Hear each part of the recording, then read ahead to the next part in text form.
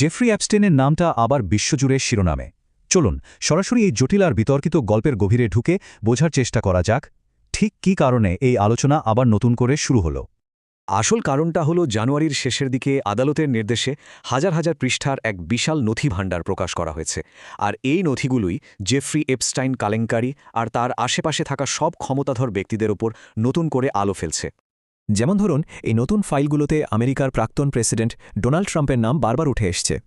আবার দেখুন, প্রযুক্তি বিশ্বের অন্যতম প্রভাবশালী ব্যক্তিত্ব ইলন মাস্ক। প্রকাশিত ইমেলগুলো থেকে যা বোঝা যাচ্ছে, এপস্টাইনের সাথে তার যোগাযোগ যতটা ভাবা হয়েছিল তার চেয়ে অনেক বেশি গভীর ছিল। আর তারপরেই যার নাম আসে তিনি হলেন ব্রিটিশ রাজপরিবারের প্রিন্স অ্যান্ড্রু। অ্যাপস্টাইনের সাথে সম্পর্কের জেরে আগেই তো রাজকীয় খেতাব হারিয়েছেন, আর এখন নতুন কিছু ছবি আর ইমেলের কারণে আবারও বিতর্কের একেবারে কেন্দ্রে চলে এসেছেন। তবে সম্ভবত সবচেয়ে অবাক করার মতো যে নামটা সামনে এসেছে তা হল ভারতের প্রধানমন্ত্রী নরেন্দ্র মোদীর একটি উল্লেখ। আর এই একটা উল্লেখই আন্তর্জাতিক স্তরে বিরাট বিতর্ক তৈরি করেছে আর ভারত সরকারকে আনুষ্ঠানিক বিবৃতি দিতেও বাধ্য করেছে। কিন্তু এই নতুন ফাইলগুলোর আসল গুরুত্বটা ঠিকঠাক বুঝতে হলে আমাদের খুব সংক্ষেপে একবার মনে করতে হবে কে ছিলেন এই জেফ্রি এপস্টাইন, আর ঠিক কিভাবে তিনি ক্ষমতাধরদের এক বিশাল জাল বনেছিলেন। মানে এপস্টাইনের উত্থানের গল্পটাই কিন্তু অবিশ্বাস্য। একজন সাধারণ স্কুল শিক্ষক থেকে তিনি হয়ে ওঠেন বিলিয়নিয়ারদের ম্যানেজার এবং বিশ্বের সবচেয়ে প্রভাবশালী মানুষদের কাছের লোক। আর এটাই ছিল তার অপরাধ জগৎ চালানোর মূল চাবিকাঠি। এই টাইমলাইনটা দেখলে একটা জিনিস কিন্তু খুব পরিষ্কার হয়ে যায়। বছরের পর বছর ধরে অপরাধের অভিযোগ, ক্ষমতার চূড়ান্ত অপব্যবহার আর এমন এক বিচার ব্যবস্থা যা ভুক্তভোগীদের মতে তাদের বারবার হতাশ করেছে। এখন এই স্লাইডের সবচেয়ে গুরুত্বপূর্ণ দিকটা কি জানেন? এটা দেখাচ্ছে যে ঘটনাগুলো কোনো বিচ্ছিন্ন ঘটনা ছিল না। এটা ছিল একটা পরিকল্পিত শিকারী ব্যবস্থা, যেখানে ভুক্তভোগীদের ব্যবহার করেই নতুন ভুক্তভোগী খুঁজে আনা হতো। এটা ছিল অপরাধের এক ভয়াবহ চক্র। চলুন এবার তাহলে আসল কথায় আসা যাক। এই যে নতুন নথিগুলো বেরোলো, এগুলো বিশ্বের কিছু প্রভাবশালী ব্যক্তিত্ব সম্পর্কে ঠিক কী প্রকাশ করছে? এ ফাইলগুলো কিন্তু বেশ জটিল একটা ছবি তুলে ধরে। দেখুন, একদিকে আছে ভুক্তভোগীদের তোলা গুরুত্ব সব অভিযোগ, আর অন্যদিকে আছে সরকারি অস্বীকার আর কিছু প্রমাণকে ভুয়া বলে উড়িয়ে দেওয়ার চেষ্টা। সত্যিটা ঠিক কি তা এখনও যেন ধোঁয়াশায় ঢাকা। আর এই ব্যাপারটা ফাইলগুলোর ভেতরের অসঙ্গতিগুলোকে একেবারে চোখে আঙুল দিয়ে দেখিয়ে দেয়, যেখানে ব্যক্তিগত ইমেলের কথাবার্তা জনসমক্ষে দেওয়া বিবৃতির সঙ্গে একেবারেই মিলছে না।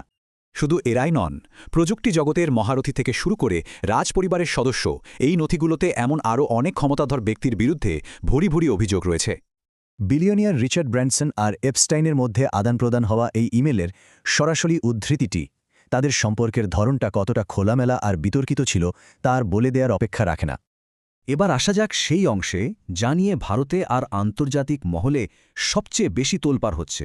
একটা ইমেলের একটা মাত্র লাইন, কিন্তু তার অভিঘাত অমছম। তো অ্যাপস্টাইন কাতারে থাকা তার এক পরিচিত ব্যক্তিকে পাঠানো ইমেলে ঠিক এই দাবিটি করেছিলেন। কিন্তু প্রশ্ন হল, এই দাবির সত্যতা ঠিক কতটা? দেখুন, যখন এই দাবিটাকে তথ্যের সাথে মেলানো হয় তখন কিন্তু বেশ কিছু বড়সড় গরমিল আর প্রশ্ন সামনে চলে আসে। তথ্যের মধ্যে কোনো মিল খুঁজে পাওয়া সত্যি কঠিন। এর জবাবে ভারত সরকারের প্রতিক্রিয়া ছিল খুবই জোরালো আর স্পষ্ট। তারা এই দাবিকে একজন সাজাপ্রাপ্ত অপরাধীর অর্থহীন প্রলাপ বলে পুরোপুরি খারিজ করে দিয়েছে। তাহলে এই সব মিলিয়ে আমরা কি বুঝতে পারছি? চলুন শেষ অংশে গিয়ে এই পুরো জিনিসটাকে একজোট করে দেখি, কিভাবে এই ঘটনাগুলো একজোট হয়ে এক বিশাল আর আরও ভয়ঙ্কর চিত্রের ইঙ্গিত দেয়। এটাই আসল কথা। অনেকেই মনে করেন যে এপস্টাইনের আসল ক্ষমতার টাকা ছিল না, ছিল গোপন তথ্য। তিনি প্রভাবশালী ব্যক্তিদের দুর্বল মুহূর্তের তথ্য ব্যবহার করে তাদের ব্ল্যাকমেল করতেন এবং নিজের নিয়ন্ত্রণে রাখতেন। আর দুর্ভাগ্যের বিষয় হলো, এই সত্যিটা সামনে আনার প্রক্রিয়াতেও মারাত্মক ভুল হয়ে গেছে, যার ফলে যাদের ন্যায়বিচার পাওয়ার কথা ছিল সেই ভুক্তভোগীরাই আবার নতুন করে মানসিক আঘাতের শিকার হয়েছেন, যা এক কথায় মর্মান্তিক। আর এটা ভাবাটাও খুব জরুরি যে এত কিছু প্রকাশের পরেও এপস্টাইন মামলার ১০ লক্ষেরও বেশি নথি এখনও আমাদের চোখের আড়ালে রয়ে গেছে। আমরা যা জানি তা হয়তো হিমশৈলের চূড়া মাত্র। সবশেষে এই একটাই প্রশ্ন থেকে যায়, এপস্টাইন হয়তো নেই, কিন্তু যে ক্ষমতা, অর্থ আর গোপনীয়তার সিস্টেমটা তাকে বছরের পর বছর ধরে রক্ষা করেছে, সেই সিস্টেমটা কি ভেঙে গেছে, নাকি তা আজও সক্রিয়? উত্তরটা এখনও অজানা।